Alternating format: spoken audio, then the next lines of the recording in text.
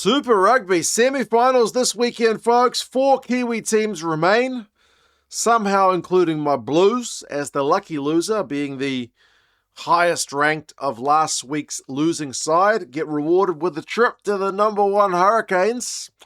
Still in it with a chance, and then the Chiefs are taking on the Crusaders. We'll go through the squads which have been announced, some of the kind of key changes, some stats, predictions.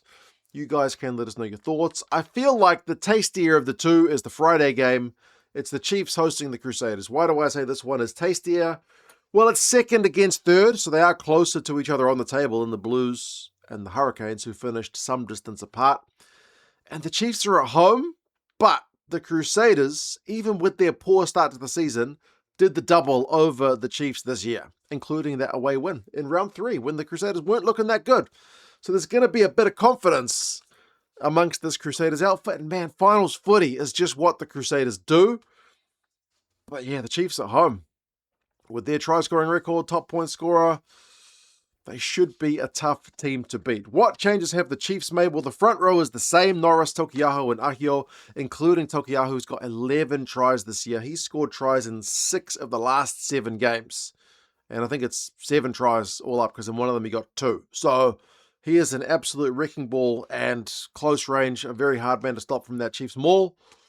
That is an absolute weapon for them. Josh Lord and Va'i in the second row, and they've had to make some changes in the back row with Satiti's pretty awful concussion last week, so he is obviously going to rest for quite some time.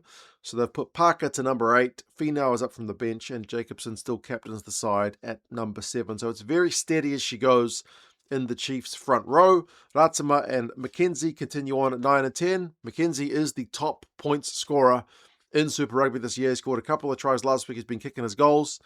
He is putting his hand up for All Blacks contention with that number 10 jersey going to be pretty hotly contested, one would imagine. So he's doing what he can do. Tupaia continues to have a cracking season. He's at 12, and Foketi is up from the bench at 13 with Kyle Brown being out with concussion.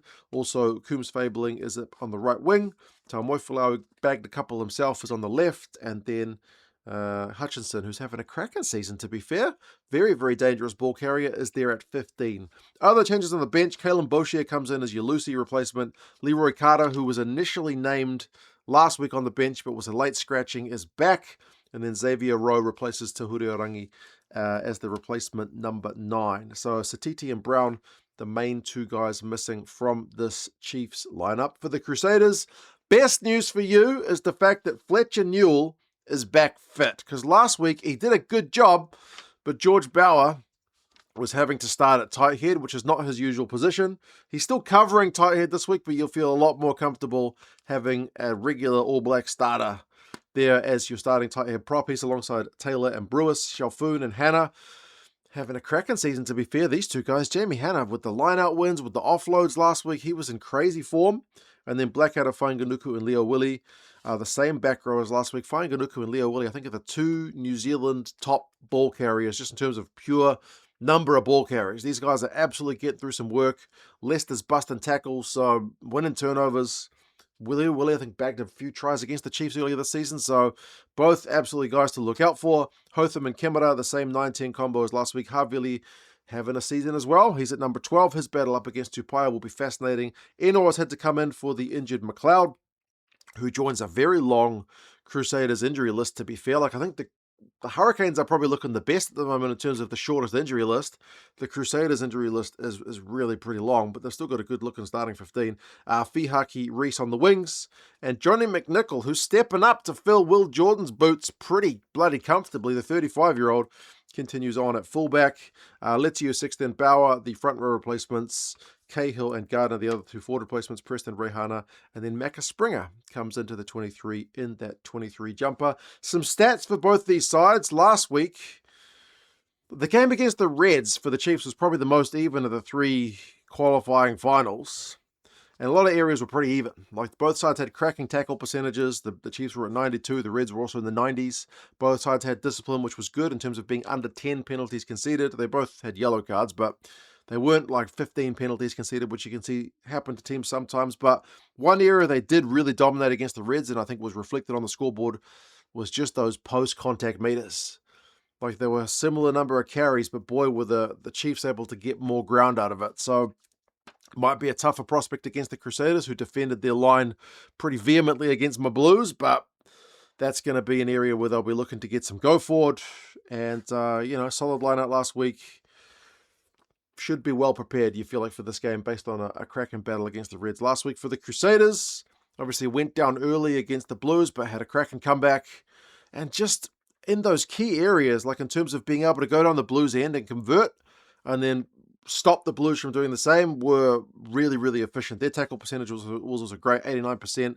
They won 9 turnovers. They only conceded 3 penalties, even playing Bauer at tight head prop.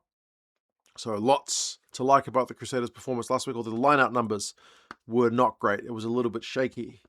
Who is the favourite for this one? Well, it's the Chiefs at home. So they are the favourites. 4 points, the bookies, and 10 points, the Rugby Forecast algorithm, which maybe isn't giving enough credit to that Crusaders finals footy mojo for mine.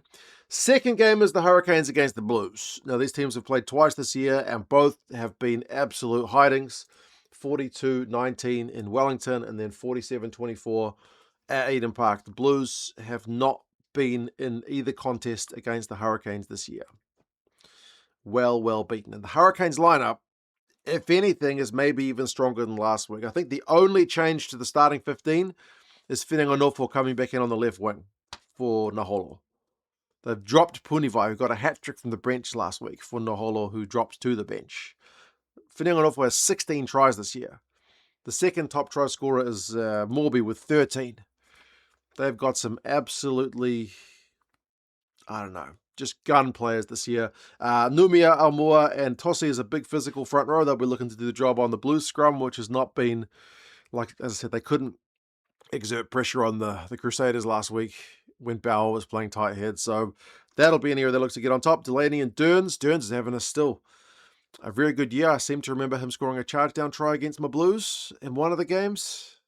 He's done it a couple of times this year, but I'm fairly certain one was against the Blues. Shields, Karifi, and Lakai. The back row, so same. Roy Garden, Love. That's a potential All Blacks 19 combo going forward. And then Geordie Barrett Proctor in the midfield. Proctor's offloading game has been scintillating. And then, as I said, Morby fitting an off for your 2 top try scorers, and Callum Harkin, who's also got a decent offloading game himself. There at fullback, that is a very, very impressive and largely full-strength Hurricanes starting 15. Bench-wise, Tupu, Loaki, and Lomax. That's one change with Loaki coming back in. Leawede and Yose are the other 2 forward replacements. As a Blues fan, all I can hope is one of the Hurricanes locks, I say this, I don't mean to be cynical, but when one of the Hurricanes locks goes off with an injury early, Walker Leawede comes on and does something brain-numbingly stupid. Maybe even against 14 men, you'd still back with 14 men, you might still back the Hurricanes. I don't know. But yeah, Yose is there as the other forward replacement. So 3 backs on the bench: Inari, Rova, and Naholo. Devin Flanders is maybe one of the guys who you might expect to see, but he's out with concussion. So yeah, she's a pretty good looking Cane side. For the Blues, they've had to make a few changes, but I guess the biggest news is Beauden Barrett is back, but they've not checked him in at 10. They've chucked him in at 15, so we've got the dual playmakers thing going on. He's back in Wellington, so he'll need to pull the strings if the Blues are going to have any kind of chance. I feel like a smart kicking game could work if the forwards can get some dominant carries. We've seen them do it in patches, but not for 80 minutes.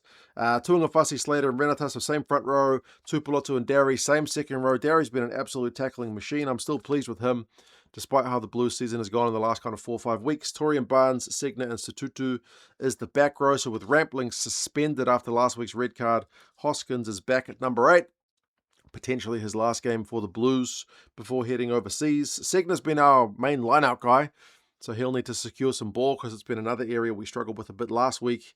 Perofeta, he's had a mixed bag season. Like, he's had some stinkers, but he's also shown what he can do instead of Bodie, so how they combine will be interesting. And Finlay Christie's going to have to be at 9 because Knock is unavailable. Clark has been our main weapon on the wing, but he can't compare his numbers to the Hurricanes boys. Forbes is in on the right wing, and AJ Lamb switches to the midfield alongside Taele with Peter Aki. who's coming in for a bit of stick, dropping to the bench. We've got no Eklund, Papali'i, Zahn Sullivan, Rampling, etc. There's a few guys unavailable for this one for the Blues. Otherwise, Shea Clark and Tofa Funaki come in on the bench. I like Funaki at 9, to be fair.